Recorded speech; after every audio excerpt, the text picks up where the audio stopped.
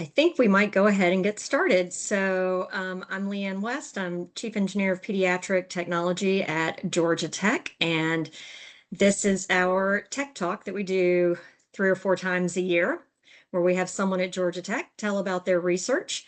And so today we have Thomas Ploetz, and he's going to be talking about automated movement and activity recognition in pediatrics as a basis for clinical intervention. And Thomas, would you like to introduce yourself and maybe give a high-level introduction of your research? Yes, very happy to. Hello, everyone. Thanks, Leanne, and thanks, Chris, for organizing this and for having me. It's great. So I'm a faculty at the School of Interactive Computing at the College of Computing. So I'm a computer scientist. And my research lab that I'm running here at Georgia Tech is called the Computational Behavior Analysis Lab. So our highest level goal is that we want to develop methods and we want to deploy methods for automated analysis of what people do, how well they're doing this, and whether this is changing. So that's the very top level. It sounds a little nosy, but we're not trying to spy on people. We typically have a health focus, and we want to use behavior analysis, activity recognition, movement analysis, basically as an instrument to reason about the well-being of individuals, and ideally as a basis for intervention. Yeah, I think what you do is super interesting. So behavior is kind of a really broad term. What does it mean with what you do? Yeah. So when I talk about behavior, we talk about essentially physical behaviors. So everything that is connected to activities, so what people do and when, that is based on how they move in space, you could say. In space, as in we trying to capture their physical movements. So how they move their bodies, how they move their individual limbs, and all of that. Link this to the activities they're trying to pursue. So like in every day, we engage into a number of activities of daily living. Like we walk, we sleep, we prepare food, these kind of things. And we're trying to link this to what we call behavioral phenotypes of certain conditions. So behavioral phenotypes of a clinical condition is pretty much everything or anything that gives an indication about the progress of that condition, the well-being in general. So an example for I could bring up is dementia. So people with dementia, their behavior patterns change, right? So they forget things, they get slower in certain things, they deploy certain routines in different ways. What we're trying to do is build these methods and deploy these methods to automatically observe and analyze these behaviors and then link it back to those indicators of progression in these kind of conditions. And dementia just being one example that we're actually looking at. All right, so you're looking at these things, you're trying to monitor people's. What kind of tools do you use to do this monitoring? And maybe you can give us an example of a project or program you've done. Yes, absolutely. So there's a range of tools that we use. It starts at the hardware level. So how do we capture those relevant behaviors, activities, and movements? And I'm using these terms interchangeably right now. I shouldn't, but I'm using this just right now for the sake of this conversation. There's a huge difference, and we're trying to research in this field as well.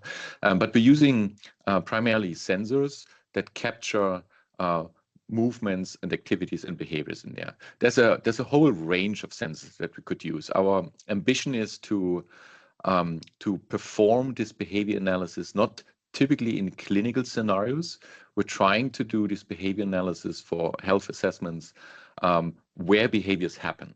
And that is typically in homes, that is at the workplace, in schools, in retirement homes, in these kind of things. So trying to go into the field, in quotes, and capture these behaviors there. And for that, we are pretty opportunistic with regards to what sort of sensors we use. We are opportunistic because I'm not building sensors. Once upon a time, a long time ago, I studied electrical engineering. So in theory, No, I don't want to go that far. So we use sensors as they are. And we use this in an opportunistic way. Opportunistic here means we have a number of criteria we optimize for. The first one is if we want to go into real-world deployments, we got to be careful about the constraints, the concerns that our participants, let's call them patients, have, the individuals we're working with to analyze their behaviors. So privacy is a huge aspect over here. There's many scenarios where you could argue just point a camera at the scene and look at the camera feed, at the video feed, and you get all the information you need for analyzing behavior. Well, that might be true, but in a real world deployment, I'm pretty sure not many people are comfortable having cameras all over the place in their private homes. So that's out of question, typically. So what we do then is we assess whether relevant clinical behaviors or behavioral markers for certain conditions occur more like in the living space. So in the built environment, so in their private homes, for example, or in school, at the workplace, where we can integrate physical sensors into the environment. You may notice from like, you know, when you enter the supermarket, the door opens automatically. There's a sensor involved. Public bathrooms, I don't want to go into details, but you know, the light is turned on automatically based on a sensor that basically recognizes motion in a certain place. And there's a bunch of these kind of sensors. We call this sensors for smart environments, for smart homes. So there's motion sensors, there is temperature sensors, there's humidity sensors, pressure sensors, a whole range of relatively simple sensors. But if they're integrated into the built environment, they provide a pretty rich picture about what is going on. Another really big category of these kind of sensors that we use are wearables. So sensors that people carry with them. You know, the mobile phone being a prominent example. The mobile phone it's actually a mobile computer and a mobile sensing platform that has a bunch of sensors in there, including motion sensors, smart watches, smart glasses, smart rings is the latest installment there. We're trying to be opportunistic because we want to assess the situations on a case-by-case basis to see what kind of sensors are appropriate.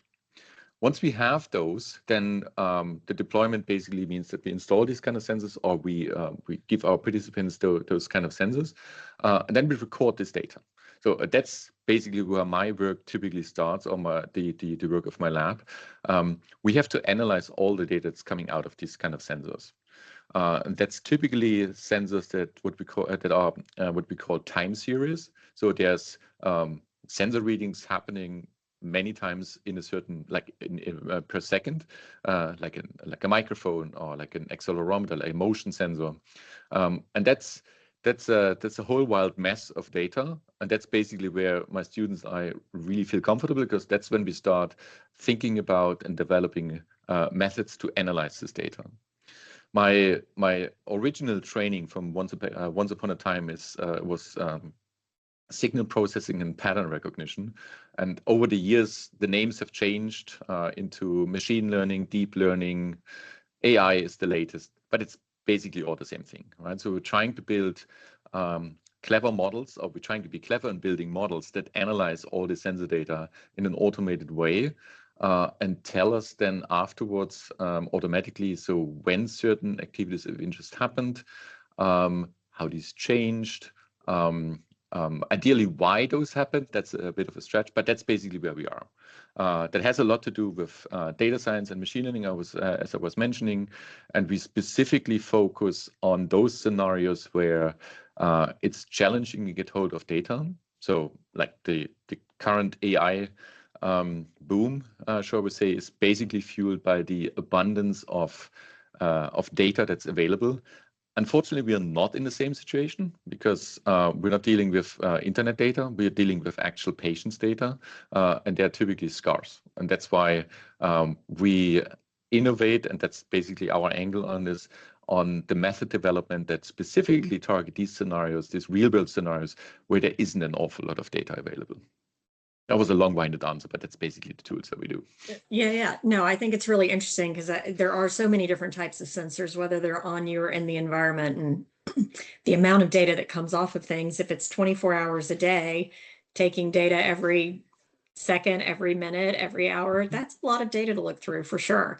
So I know you've done some work with kids with autism and some wearable sensors, I think, if you want to maybe talk a Yep. little bit about that. Yep. That was a collaboration that started when I was postdoc here at Georgia Tech in 2011.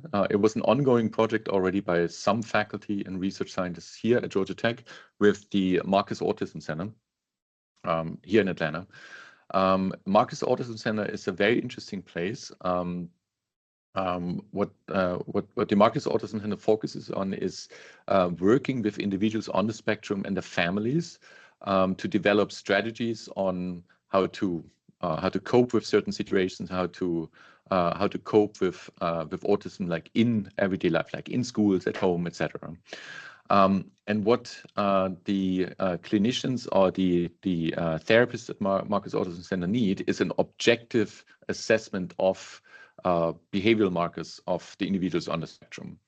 We focus specifically on a sub-cohort here, and that was the cohort of between, I believe, 5 and 13-year-olds. So children, not toddlers, but young children to teenagers, who engage into problematic behavior.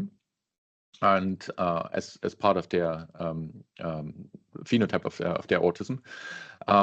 And the Marcus Autism folks, they basically work, as I mentioned, they work with these individuals to develop strategies on how to deal with the situations, to not run into too many issues there in real life. So what they need is an assessment up front to understand how often do certain problematic behaviors like self-injurious behavior, aggressive behavior towards others, disruptive behaviors, how often do they occur and how intense they are.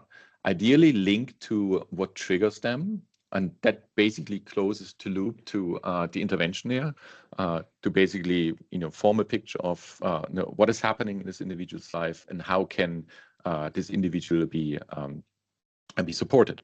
So what we did is we looked at it's what I was mentioning earlier. So we analyzed the situation, and the ideal sensor in this case would have been a camera, to put a camera into a room, get the individual into the room, and then basically just record and count and analyze how often certain problematic behaviors happen.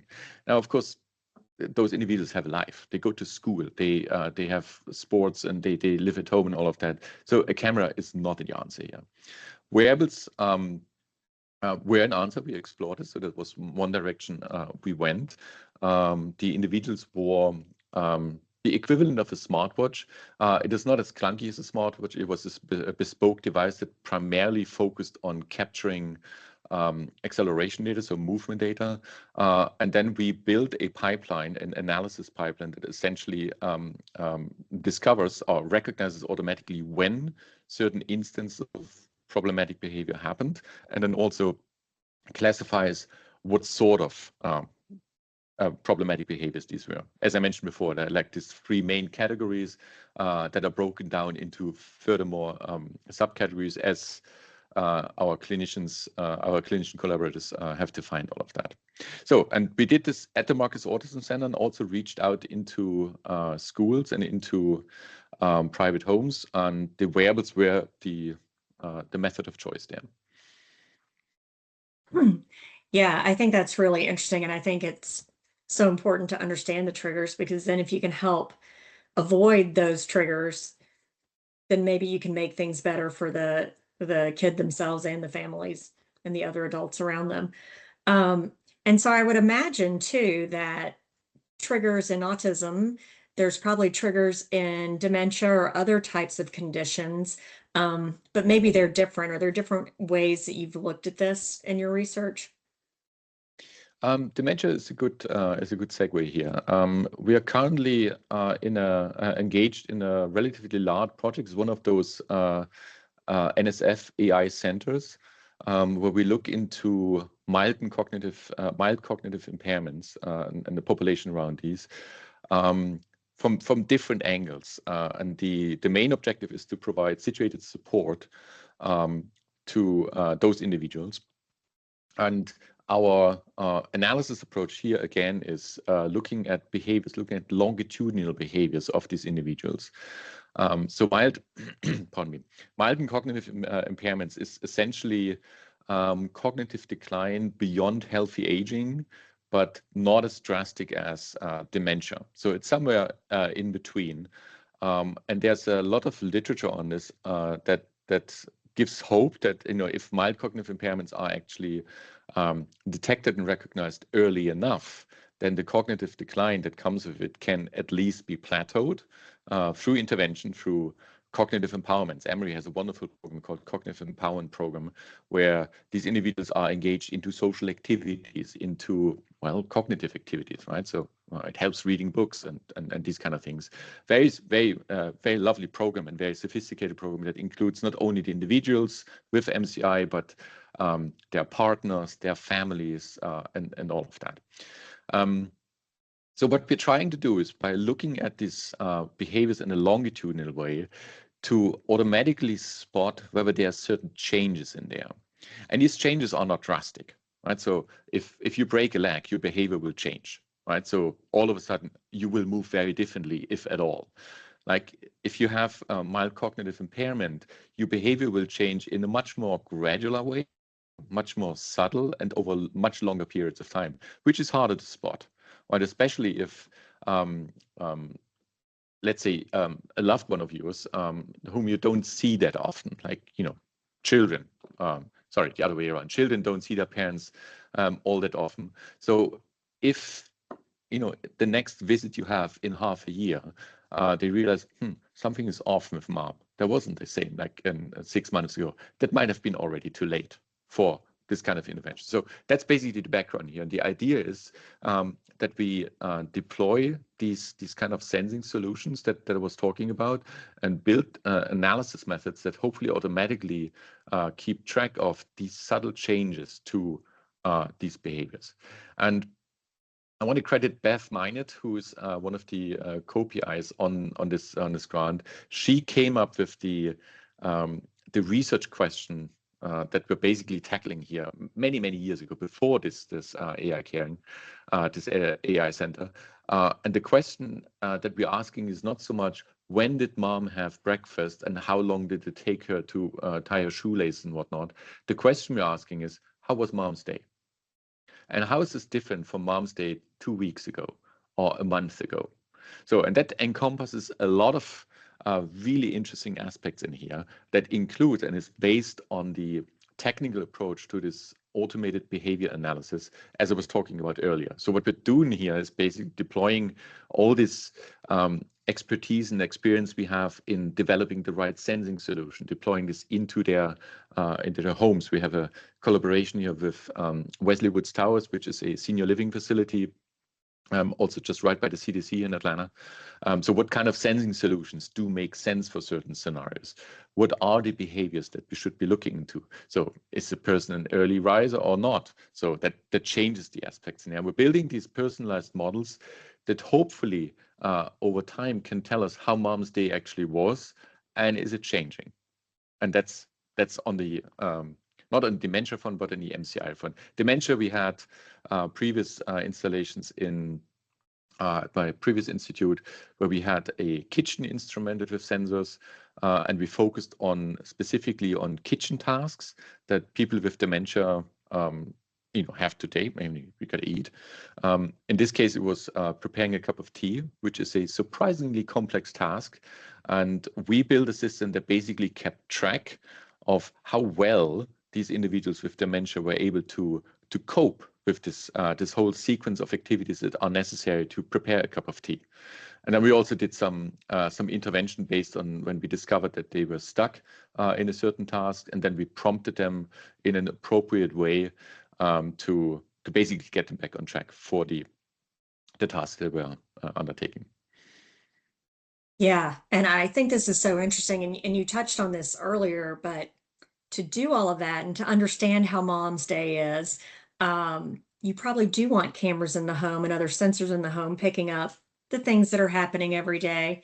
And people worry about privacy. You brought that up. And I just kind of wonder, I mean, it seems like AI could maybe even help us preserve privacy in some way by doing analysis of the data without giving people the video to look at and just kind of creating a score or a list of metrics or a summary. Do you think AI might actually help us with that privacy protection? Yeah, yes, I believe there's huge potential in here, and especially in the last few years, we've seen, I would consider breakthroughs in many of these key technologies in here. One example is, and I want to point towards our partners at Emory again. There are cameras that you can purchase. They're relatively inexpensive, and those cameras they record video, like we call them RGB data. So that's the actual visual information that we see on videos. However, they process the videos like on the device without ever sending out the videos to any cloud or to any server on the over the internet and anything. They process it on the device and basically reduce the full scale information from the videos down to what we call pose estimations. So there's a first processing approach that identifies where in the video frame a person is, and then basically identifies the pose, as in what is the configuration of their joints and their limbs and all of that, and reduces this to this stick figure image that preserves privacy, but at the same time provides the spatial context. So in this case, we would know where in the room people actually are. We know whether they're bending down, whether they're doing jumping jacks or whatnot, because the main information is preserved while there's no faces anymore, there's no visual indicators about their body shape, etc., whether they're wearing clothes or not. It doesn't matter because it doesn't come out of this camera anymore. So that is one major breakthrough that clinical partners now starting experimenting with in actual deployments. That is helping us a lot. AI for us, I mean, we claim that we are an AI research group, but of course we're also benefiting from all these breakthroughs that we've seen in the past few years. So when we started out this lab, we started focusing on activities. Right? So I basically used those three terms, movement, activities, and behavior, interchangeably. Previously, I shouldn't actually, because there's a huge difference between the three. And honestly, what we were focusing on was at the activity level. What we're interested in, however, is behaviors, is something like routines. What we can do now with these wonderful models that are out there, large language models as one example, is to reason about much longer contexts, about much longer time spans. We can basically say like, oh, so here's all the activities we have automatically recognized over a day. What does it mean? And how has this changed based to 2 weeks ago or something? Yeah. Yeah, I think that longitudinal data, I mean, the trends and what you're seeing is what's really important with what you're trying to do with the behaviors. We do have a question in the chat, Yeah. and it asks if the sensors that you're talking about can be integrated into rehabilitation settings to complement occupational therapy or physical therapy interventions. Okay, that's not the question I read. I'm sorry. I just read the bottom part. Oh, okay, I see. Ways to make the Yes. Oh, okay. interpretation of the results. Yes. Yes. Okay. There's two parts to that one. The physical therapy or rehab interpretation. We used to look at, so when we used wearables for physical rehabilitation, for example, we had projects on that. We looked at very low level movement parameters. I remember vividly the unilateral stance time, which is a beautiful thing that I had never thought about before. And I'm pretty sure not a single patient ever thinks about unilateral stance times. What they think more about is like, can I still move? Right, and certain way, and I think there's a huge opportunity here, Evelyn, that's a wonderful question actually. With the automated processing of the raw sensor data, and then basically lifting up the predictions of what our models actually produce as the output, what they predict. moving away from these technical terms like unilateral stance time. I'm doing a great disservice to unilateral stance time, but actually going to the next step. So what does it mean if this unilateral stance time has changed? How does it change the gait? How does it change the healing process, the overall progress in the rehabilitation? With current models that are out there and that we're also using and we're also developing, those are interpreted. It's actually called interpretable AI. There's a whole field in the broader field of AI research that focuses specifically on automatically generating explanations for whatever automated predictions come up there. So yes, the wearables are a great way, and that's the first part of the question. The wearables are a great way of capturing this information, because if you carry the sensor all the time with you, then it's not, the analysis is not limited to this half an hour that you have with your physio every week. You can capture this information continuously as you go about your day-to-day business, and then the analysis on top of like this low-level predictions give you more insights and more interpretability into what is actually going on in the overall progress of your physio. Thank you. We only have a couple of minutes left, but there is another thing that I wanted to talk to you about that I know you've worked on, and that's prenatal strokes and looking at infants to see if you can determine things that may have happened to them. Can you just talk about that project a little bit? Yes, that was also a very interesting collaboration with a dear colleague of mine. It was also at my previous affiliation, was back in the UK, who approached us because she had learned about our work in, funny enough, in physiotherapy, and explained the project of prenatal stroke to us, which, first of all, blew my mind. I didn't know it was possible that babies could have strokes before they were even born. The other interesting fact is, if an adult has a stroke, it's pretty obvious, right? So there's all these, there's this mnemonic. So what you need to check for, like, if there's a certain misconfiguration of the facial muscles and all of that, there's typically some paralysis involved in all of that. You can't talk with a newborn, so it's really hard to even diagnose whether the newborn had a stroke before he or she was born.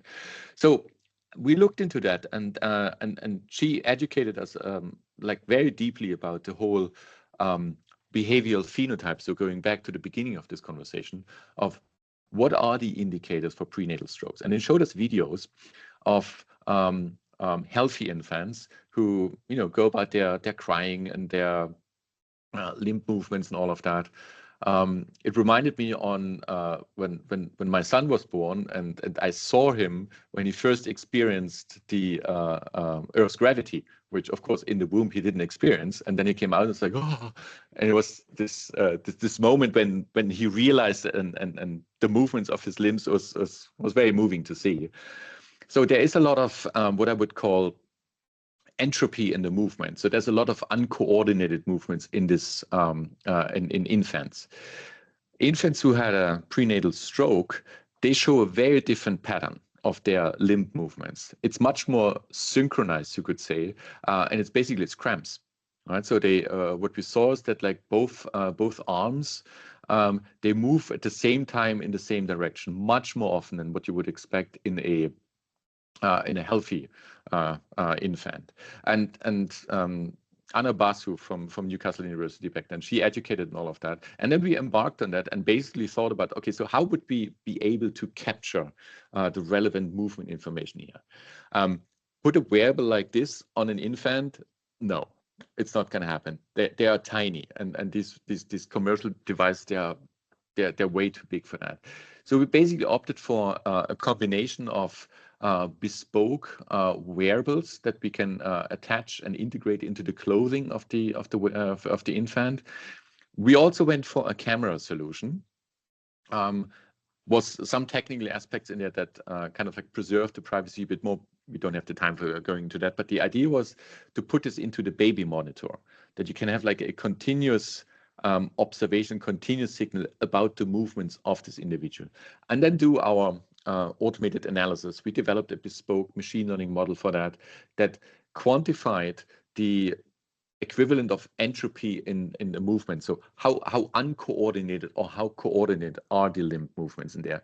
And the more coordinated they are, the more likely it is that they are based on cramps, and therefore very good likelihood that they had a prenatal stroke.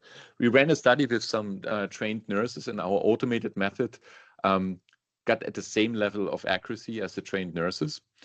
The big advantage here is we didn't need 24/7 human observation, so we could actually deploy this automated system and get at least data points that help the pediatrician to make an assessment and target the intervention, if you like.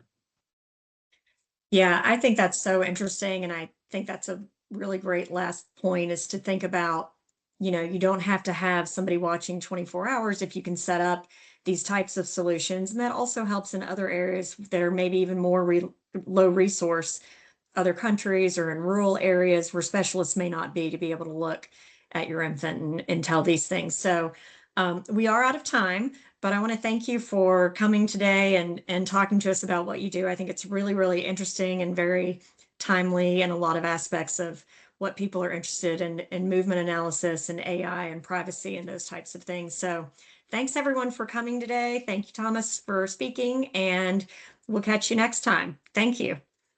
Thanks very much. Thanks for having me.